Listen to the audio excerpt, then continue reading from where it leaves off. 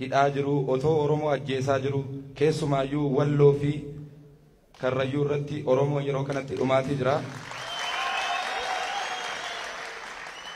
Akkuma beekamu immoo wabiin Oromoo waboodha. Kanaaf waboon maalidhaaf yeroo kanatti keessumaayyuu waboo hiikkachiisuu irratti Jawaar Mohammad maaliif xiyyeeffatte adda durummaan maaf hojjette jechuun barbaada. Inni lammataa har'a yeroo Oromoon warbii dhabee diinni hidhatee Oromoo fixaa jiru kana maaltu sitti dhaga'ama jechuun barbaada. Keessumaayyuu miidiyaan OMN yeroo kanatti uummanni Walloo yeroo dhumaa jirutti uummata Wallootiif sagalee sirriitti ta'uuf osoo qabu callisaan bira darbaa jira. Kana hoo akkamittiin cal jechuu filatte?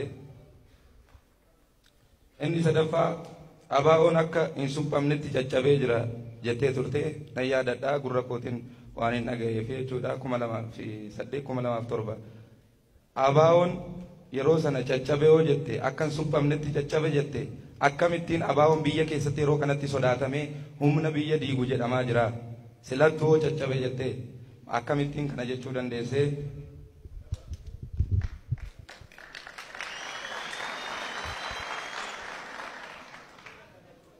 Arfaffaa waboon qawwee hiikkatee abbootii gadaatti kennamee Oromiyaadhuma keessatti hafa jedhamee ture. Kun immoo yeroo kanatti hin taane waboon keessumaayyuu waboon karaa lixaarra ture meeshaan isaa raayyaa ittisa biyyaatti akka kennameedha odeeffannoon jiru. Kuni akkamittiin kana ta'e? Inni shanaffaa waboon cufti waliigalatti hin galle irra jireessatu bosonatti hafee ammas sagantaan waboo hiikkachiisuu haaluma kanaan itti fufamoo maal yaaddaati gara fuulduraatti?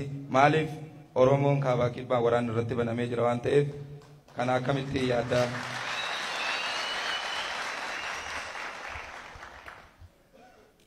Wabiin Oromoo yoo jiraate wabiin uummata Oromoo kanaa eenyu ta'a laata? Yoo waboon bade moo raayyaa ittisa biyyaa ta'a? Kan amma keessumaayyuu Gujii fi Wallagga irratti uummata keenya fixaa jiru raayyaan ittisa biyyaa akkamittiin olaantummaa seeraa kabachiisuuf jedhama. Olaantummaa seeraa yoo ta'e Gujii irratti uummata keenya irratti raayyaan ittisa biyyaa mana gubaa jira. Wallagga irratti uummata keenya ajjeesaa jira. Olaantummaan seeraa isaan irratti hin kabajamu. Kana akkamittiin irratti hojjetaa jirta? Ati akka Oromoo tokkootti waboon qawwee hiikkatee akka galuuf maa barbaadde? Kana sababa isaa haala nama amansiisuun akka nu deebistu ni barbaanna. Inni dhuma yeroo kanatti kana dura ABO fi OPDO'n waliigaltee Asmaraatti waliigalan qabu. Keessumaayyuu waliigaltee sana keessaa waajirri adda bilisummaa Oromoo godina kaasee aga gandaatti waajirri adda bilisummaa akka deebi'uufidha waliigaltee irra kan jiru. Kun ta'aan jiru. Keessumaayyuu OPDO yeroo kanatti caasaalee ABO cicciruu irratti deeggartoota ABO hidhuu irratti mana hidhaa keessatti guuruu irratti carraaqaa jirti.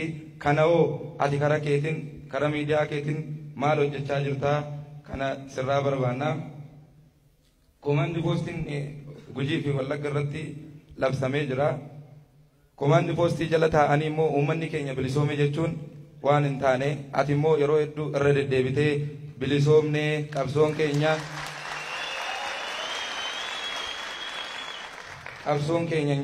injifannoon goolabame jettaa. Qabsoon nuti injifannoon goolabnu isa kam laata? Kaleessa isa qeerroo keenya abbootii keenya itti cabsine qeerroo itti awwaalle isuma kanaa laata? OPDO'dhuma jala teenyee bilisoomuudha moo hiree murteeffannaa biyya keenya irratti abbaa biyyaa taanee jiraachuudha? Kana lamaan keessaa isa kam laata? Xumureeraa galatooma.